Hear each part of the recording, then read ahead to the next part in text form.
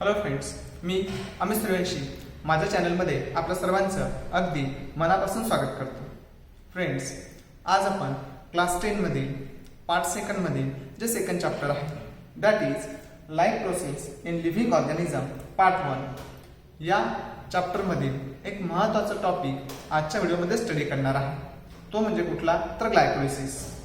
यापूर्वीच्या व्हिडिओमध्ये रेस्पिरेशन आणि त्याचे टाइप्स आपण बघितले. आज आपण ग्लायकोलिसिस हा पॉइंट या व्हिडिओमध्ये डिस्कस करणार आहे. चला तर मग आजच्या व्हिडिओला आपण सुरुवात करूया. फ्रेंड्स, सुरुवातीला एक ग्लायकोलिसिसची आउटलाईन सांगतो, त्यानंतर रिॲक्शन्स आपण स्टडी करूया. Glucose get converted into pyruvic acid और पायरुवेट. ओके फ्रेंड्स, आपल्याला माहिती आहे की ग्लायकोलिसिस मध्ये ग्लुकोजचे कन्व्हर्शन पायरुविक ऍसिड मध्ये होते आणि त्यानंतर पायरुविक ऍसिडचे कन्व्हर्शन ऍसिटिल कोएन्झाइम मध्ये. तर ते आपण नेक्स्ट व्हिडिओमध्ये स्टडी करणार आहे. आज आपल्याला पायरुविक ऍसिड पर्यंतच्या जेवढ्याही रिॲक्शन्स आहेत तेवढ्या स्टडी करायच्या आहेत. म्हणजेच ग्लायकोलिसिस ही प्रोसेस स्टडी करायची आहे. ओके, आणि ग्लुकोजचं कन्व्हर्शन पायरुविक ऍसिड मध्ये होण्याची जी प्रोसेस आहे त्या प्रोसेसला आपण म्हणतो ग्लायकोलिसिस. ग्लायकोलिसिस. ओके, तर ग्लायकोलिसिसच्या नावातच याचा अर्थ आहे. ग्लायको या शब्दाचा अर्थ होतो ग्लुकोज आणि लिसिस या शब्दाचा अर्थ होतो ब्रेकडाऊन. म्हणजे ग्लुकोजचं या ठिकाणी ब्रेकडाऊन होते आणि आपल्याला पायरुविक ऍसिड फॉर्म होतो. फ्रेंड्स, एक लक्षात ठेवा की ग्लुकोज मध्ये 6 कार्बन आहेत तर पायरुविक ऍसिड मध्ये 3 कार्बन आहेत. ओके, देन आणि अजून एक महत्त्वाची गोष्ट, ही जी ग्लायकोलिसिस प्रोसेस आहे ही प्रोसेस होत असते सेलच्या सायटोप्लाझम मध्ये. कुठे होते? सायटोप्लाझम मध्ये. सायटोप्लाझम म्हणा किंवा सायटोसोल म्हणा, दोन्ही पण एकच आहे. ओके, देन आता ही ग्लायकोलिसिस प्रोसेस होऊन आपल्याला महत्त्वाचे 3 बाय प्रोडक्ट फॉर्म होत असतात. कुठले कुठले तर बघूया. आपल्याला महत्त्वाचं म्हणजे फॉर्म होते 2 ATP मॉलिक्यूल, त्यानंतर 2 वॉटर मॉलिक्यूल आणि त्यानंतर 2 NaDH2 मॉलिक्यूल. ओके, हे 3 महत्त्वाचे बाय प्रोडक्ट आपल्याला फॉर्म होतात. हे बाय प्रोडक्ट कशा पद्धतीने फॉर्म होतात हे आपण आता स्टडी करूया. ओके, चला तर मग रिॲक्शनला सुरुवात करूया. बघा, सुरुवातीला ग्लुकोज. ठीक आहे फ्रेंड्स, हा जो ग्लुकोज आहे या ग्लुकोजचं कन्व्हर्शन होते ग्लुकोज 6 फॉस्फेट मध्ये. ओके, आता या ठिकाणी जर तुम्ही ऑब्झर्व केलं, तुमच्या लक्षात आलं असेल की ग्लुकोज सोबत एक फॉस्फेट ग्रुप अटॅच झालेला आहे आणि तो कितव्या कार्बनला तर 6 नंबरच्या कार्बनला. हे जे नंबर आहे हे नंबर आपल्याला काय इंडिकेट करतात तर फॉस्फेट ग्रुप कुठल्या कार्बनला अटॅच आहे. ठीक आहे, this number indicates the position of phosphate group. Indicate position of phosphate group. Okay, हे लक्षात ठेवा. देन आता ग्लुकोजचं कन्व्हर्शन ग्लुकोज 6 फॉस्फेट मध्ये करण्यासाठी एक एन्झाईम आहे. त्या एन्झाईमला आपण म्हणतो हेक्सो कायनेज एन्झाईम. या प्रत्येक स्टेप मध्ये तुम्हाला एक एन्झाईम दिसेल. Without that enzyme he reaction पुढे कॅरी होत नाही. ठीक आहे, आता या ठिकाणी बघा, हा जो एक फॉस्फेट ग्रुप आहे तो फॉस्फेट ग्रुप कुठून आलेला आहे तर यासाठी आपल्याला या ठिकाणी एक एटीपी मॉलिक्यूल खर्च करावा लागतो. एक एटीपी मॉलिक्यूल खर्च करून आपल्याला 1 ADP मॉलिक्यूल फॉर्म होतो. ठीक आहे फ्रेंड्स, तुम्ही म्हणसाल सर तुम्ही सांगताय की एटीपी आपल्याला भेटतात आणि या ठिकाणी तुम्ही एटीपी खर्च करताय. तर एक लक्षात ठेवा, कुठल्याही बिझनेसमध्ये आधी इन्व्हेस्टमेंट करावी लागते, त्यानंतर आपल्याला रिटर्न्स मिळत असतात. तर सध्या आपली इन्व्हेस्टमेंट चालू आहे. ओके, ठीक आहे. बघा, एटीपी म्हणजे ॲडेनोसाईन ट्रायफॉस्फेट. तर ॲडेनोसाईन ट्रायफॉस्फेट मधील एक फॉस्फेट ग्रुप या ग्लुकोजला अटॅच होतो. त्यामुळे आपल्याला खाली ॲडेनोसाईन डायफॉस्फेट मिळते. ठीक आहे, एटीपी ला म्हणायचं adenosine triphosphate, ADP adenosine diphosphate. Okay, then next हा जो ग्लुकोज आहे या ग्लुकोजचं कन्व्हर्शन होते फ्रुक्टोज 6 फॉस्फेट मध्ये, फ्रुक्टोज 6 फॉस्फेट. ओके फ्रेंड्स, आता ग्लुकोज आणि फ्रुक्टोज दोघे पण एकमेकांचे आयसोमर आहेत आणि ही रिॲक्शन कॅरी कोण करते तर आयसोमेरेज नावाचे एन्झाईम, आयसोमेरेज नावाचा एन्झाईम. आता आयसोमेरेज म्हणजे आयसोमर, सोप्या भाषेत लक्षात ठेवण्यासाठी आयसोमर कोणाला म्हणायचं तर the compound which have same molecular formula but different structural formula are called isomer. तर ग्लुकोज आणि फ्रुक्टोज हे दोघंही एकमेकांचे आयसोमर आहेत. दोघांमध्ये सुद्धा मॉलिक्युलर फॉर्म्युला सेम आहे, दॅट इज C6H12O6 आणि एक फॉस्फेट ग्रुप. फ्रुक्टोजचा सुद्धा तोच फॉर्म्युला आहे पण स्ट्रक्चर वेगळं आहे. ठीक आहे, देन नेक्स्ट बघा, मग आता या ठिकाणी फ्रुक्टोज 6 फॉस्फेटचं कन्व्हर्शन होते फ्रुक्टोज 1,6 बायफॉस्फेट.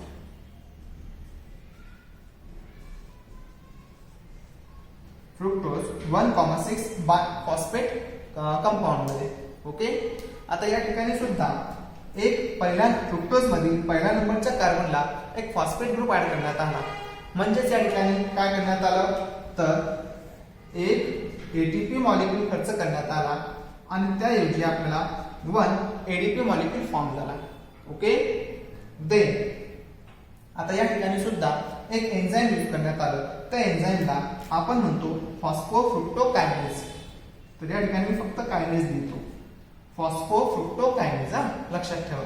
आणि अजून एक सांगतो, हे सर्व एन्झाईम लक्षात ठेवण्यासाठी एक शॉर्ट ट्रिकचा माझा व्हिडिओ आहे, प्लीज सर्वांनी तो बघा, म्हणजे तुम्हाला सगळे एन्झाईम्स आणि ग्लुकोज ग्लायकोलिसिस मधील सगळ्या स्टेप इझिली रिमेंबर होतील. ओके, पुढे बघा, आता या ठिकाणी फ्रुक्टोज 1,6 बायफॉस्फेटचं कन्व्हर्शन होते 2 कंपाऊंड मध्ये, म्हणजे फ्रुक्टोज 1,6 बायफॉस्फेट हा 2 कंपाऊंड मध्ये स्प्लिट होतो.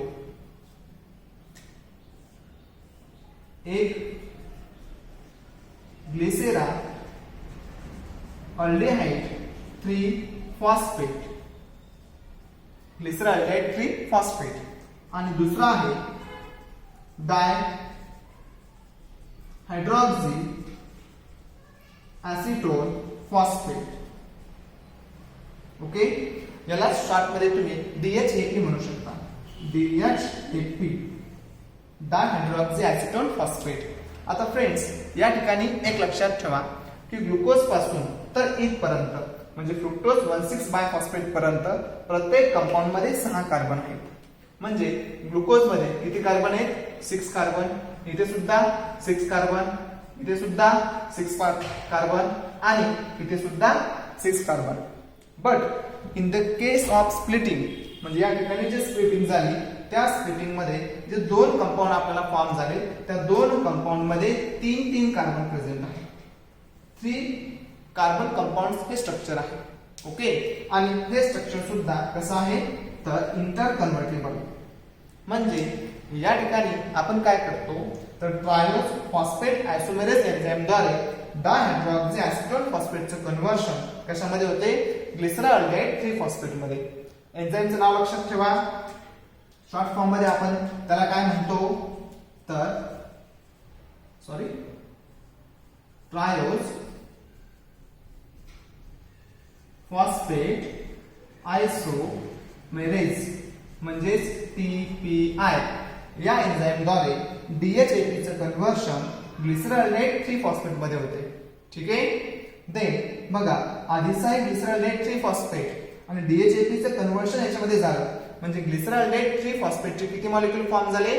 2 मॉलिक्यूल. ठीक आहे, आधीचा एक आणि DHAPचं कन्व्हर्शन जे TPI द्वारे आपण याच्यामध्ये केले, टोटल किती मॉलिक्यूल? 2 मॉलिक्यूल्स. आणि अजून एक सगळ्यात महत्त्वाचं, या ठिकाणी स्प्लिटिंग करणारा जो एन्झाईम आहे तो कोण आहे तर अल्डोलेज. कुठला? अल्डोलेज एन्झाईम. ठीक आहे, देन आता हे झाले आपले फर्स्ट फेज. आता स्टडी करूया सेकंड फेज. म्हणजे या पहिल्या फेज मध्ये आपण 2 एटीपी मॉलिक्यूल खर्च केले. ठीक आहे, आता जे खर्च केले आपण किंवा जे इन्व्हेस्ट केले ते घेण्याची वेळ आलेली आहे. ठीक आहे, सेकंड फेज मध्ये बघा फ्रेंड्स, आता या ठिकाणी 2 molecules of glyceraldehyde 3 phosphate. Okay, किती मॉलिक्युल्स आहेत? 2 मॉलिक्युल्स. इथे मी एम लिहितो. यापुढे जेवढ्याही स्टेप येतील आणि जेवढेही कंपाऊंड येतील तेवढे सगळे 2 असतील, कारण एक या साईडचे आणि एक या साईडचे. ठीक आहे, पण लिहिताना आपण एकच स्टेप लिहिणार आहे. ओके, देन फ्रेंड्स, मग या ठिकाणी ग्लिसरॉल 3 फॉस्फेटचं कन्व्हर्शन होते 1,3 बाय फॉस्फो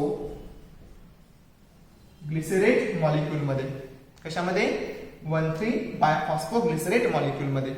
फ्रेंड्स, या ठिकाणी बघा, इथे ऑलरेडी 3 फॉस्फेट होता.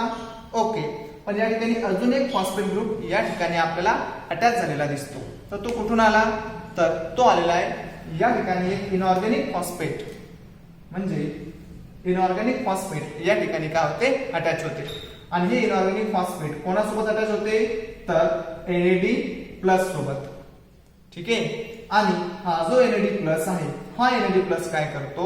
तर या ठिकाणी ग्लिसरॉलचं जे ऑक्सिडेशन झालेलं आहे आणि ऑक्सिडेशन होऊन आपल्याला 2H+ रिमूव्ह होतात. How many? 2H+ रिमूव्ह होतात. आणि हे रिमूव्ह झालेले H+ कोण गेन करते? तर मेनली NAD गेन करते. NAD गेन करते 2H+ ion, then here form NADH2. काय फॉर्म होते आपल्याला? NADH2. ठीक आहे, यासोबतच एक इनऑर्गॅनिक फॉस्फेट या ठिकाणी अटॅच होते आणि म्हणून या ठिकाणी एक फॉस्फेट ग्रुप अटॅच झालेला आपल्याला दिसतो. ओके, देन आता या ठिकाणी काय होते? तर ही जी रिएक्शन कॅरी करतोय तो जो एन्झाईम आहे त्या एन्झाईमला म्हणायचं डिहायड्रोजिनेज. डिहायड्रोजिनेज कुठलं एन्झाईम आहे? डिहायड्रोजिनेज नावाचं एन्झाईम आहे. ओके, देन मग आता या 1,3 बाय फॉस्फेटचं कन्व्हर्शन कशामध्ये होते? तर 3 फॉस्फो ग्लिसरेट मध्ये. कशामध्ये? 3 फॉस्फो ग्लिसरेट मध्ये. म्हणजे या ठिकाणी जर तुम्ही ऑब्झर्व केलं तर एक फॉस्फेट ग्रुप रिमूव्ह झालेला आहे आणि तो जो रिमूव्ह झालेला फॉस्फेट ग्रुप आहे तो फॉस्फेट ग्रुप कोण गेन करते? तर ADP. ADP एक फॉस्फेट ग्रुप गेन करते आणि आपल्याला फॉर्म होते ATP. ओके, देन आता ही जी काही एन्झाईम आहे, ही जी रिएक्शन आहे, ही रिएक्शन कोण कॅरी करते? तर मेनली कायनेज नावाचा एन्झाईम. कुठला एन्झाईम? कायनेज. लिहितो मी फॉस्फोग्लिसरेट कायनेज. कुठला एन्झाईम? फॉस्फोग्लिसरेट कायनेज नावाचा एन्झाईम ही रिएक्शन कॅरी करतो. ठीक आहे, देन 3 फॉस्फोग्लिसरेटचं कन्व्हर्शन होते 2 फॉस्फो ग्लिसरेट मध्ये. फ्रेंड्स, या ठिकाणी फॉस्फोग्लिसरेट मधील म्हणजे ग्लिसरेट मधील 3 नंबरच्या कार्बनला जो फॉस्फेट ग्रुप अटॅच होता तो आता 2 नंबरच्या कार्बनला अटॅच झालेला आहे. ओके, म्हणजे फॉस्फेट ग्रुपची पोझिशन चेंज झालेली आहे, स्ट्रक्चर तेच आहे. ठीक आहे, देन म्हणजेच हा याचा कोण आहे? आयसोमर आहे. आणि हे आयसोमर कुठलं एन्झाईम कॅरी करते? ही जी रिएक्शन आहे ती रिएक्शन कुठलं एन्झाईम कॅरी करते? तर म्युटेज नावाचं एन्झाईम. ओके, देन 2 फॉस्फोग्लिसरेटचं कन्व्हर्शन आता होते फॉस्फो इनॉल पायरुवेट मध्ये. ओके, कुठे? फॉस्फो इनॉल पायरुवेट मध्ये. ठीक आहे, या ठिकाणी इनॉल हा शब्द आलेला आहे हे लक्षात घ्यायचं की ही रिएक्शन कुठला एन्झाईम कॅरी करतो? तर इनोलेज नावाचा एन्झाईम ही रिएक्शन काय करतो? कॅरी करतो. हे जे एन्झाईम्स आहेत हे लक्षात ठेवा, म्युटेज, इनोलेज. यासोबतच याच्यामधून आपल्याला एक वॉटर मॉलिक्यूल H2O बाहेर पडताना दिसतो. ठीक आहे, देन नेक्स्ट बघा, फॉस्फोइनॉल पायरुवेटचं कन्व्हर्शन आता होते पायरुव्हिक ऍसिड मध्ये किंवा पायरुवेट मध्ये। आणि ही रिॲक्शन कोण कॅरी करते तर पायरुवेट कायनेज नावाचं एन्झाइम। मी फक्त कायनेज दिलेला आहे, ठीक आहे। कुठलं एन्झाइम? पायरुवेट कायनेज नावाचं एन्झाइम ही रिॲक्शन कॅरी करतो। आणि यासोबतच आपल्याला इथे फॉस्फो जो ग्रुप आहे तो रिलीज झाला आणि हा फॉस्फो ग्रुप रिलीज झालेला कोण गेन करतो तर एडीपी। आणि काय फॉर्म करतो? एटीपी। लक्षात आलं फ्रेंड्स? या ठिकाणी एक लक्षात घ्या की इथून ते इथपर्यंत जेवढेही कंपाऊंड्स आहेत त्या सर्व कंपाऊंड्स मध्ये 3 कार्बन आहेत। 3 carbon molecule, 3 carbon, 3 carbon, 3 carbon, 3 carbon आणि लास्ट सुद्धा 3 कार्बन, ठीक आहे। आणि हे प्रत्येक 2 कंपाऊंड्स आहेत। How many? 2 कंपाऊंड्स। इथे काय झालं होतं? Inter conversion, okay. आता एक लक्षात घ्या, आपल्याला बघायचं आहे की या रिॲक्शन मधून किंवा ग्लायकोलिसिस मधून आपल्याला किती एटीपी मॉलिक्यूल ऑब्टेन झाले। मी तुम्हाला स्टार्टिंगला सांगितलं होतं की आपल्याला 2 एटीपी भेटतात, 2 वॉटर मॉलिक्यूल भेटतात, 2 NADH2 भेटतात। तर फ्रेंड या ठिकाणी बघा एक NADH2 फॉर्म झालेला आहे, पण एका कंपाऊंड साठी एक NADH2, तर 2 कंपाऊंड साठी 2 NADH2, म्हणजे हे NADH2 आपल्याला ऑब्टेन झाले, ठीक आहे। देन आता बघायचं वॉटर मॉलिक्यूल। इथे बघा एक वॉटर मॉलिक्यूल रिलीज झाला, एका कंपाऊंड साठी एक वॉटर मॉलिक्यूल, तर 2 कंपाऊंड साठी 2 वॉटर मॉलिक्यूल, ओके। देन आता एटीपी बघूया फ्रेंड्स। सुरुवातीला आपण 2 एटीपी मॉलिक्यूल खर्च केले, किती? 2 एटीपी, ओके। यासोबतच आपल्याला इथे एक एटीपी, एका कंपाऊंड साठी एक एटीपी, तर 2 कंपाऊंड साठी 2, मग हे 2 प्लस हे 2 टोटल 4 एटीपी, म्हणजे 2 खर्च केले आणि 4 एटीपी आपल्याला फॉर्म झाले, म्हणजे नेट गेन आपल्याकडे किती आहे? 2 एटीपी मॉलिक्यूल, हे 2 एटीपी मॉलिक्यूल, ओके। अशा पद्धतीने आपल्याला ग्लुकोजचं ग्लायकोलिसिस प्रोसेसद्वारे पायरुव्हिक ऍसिड मध्ये कन्व्हर्शन होऊन 2 ATP molecule, 2 water molecule, 2 NADH2 molecule form होत असतात, ओके। आय होप तुम्हाला ग्लायकोलिसिस ही प्रोसेस कम्प्लिटली समजली असेल आणि काही डाऊट असेल तर कमेंट मध्ये तुम्ही मला विचारू शकता। Thank you students, have a nice day.